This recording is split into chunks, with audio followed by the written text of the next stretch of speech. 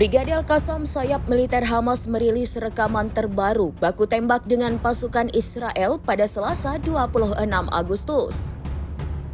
Video tersebut memperlihatkan momen penyergapan kompleks di Beit Hanun, Gaza Utara. Dalam serangan tersebut, sebuah kendaraan militer Israel terlihat terbakar usai dihantam rentetan serangan. Pejuang Al-Qassam mengklaim 5 tentara Israel tewas dan sejumlah lainnya terluka. Menanggapi hal itu, militer Israel mengakui adanya korban, termasuk seorang perwira senior yang dilaporkan terluka. Penyergapan itu disebut menargetkan Brigade Nahal, unit militer Israel yang baru bertugas di Gaza Utara.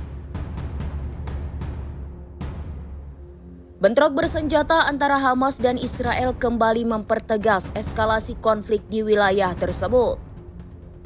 Sementara itu, Hamas menegaskan perlawanan akan berlanjut hingga pendudukan Israel dihentikan.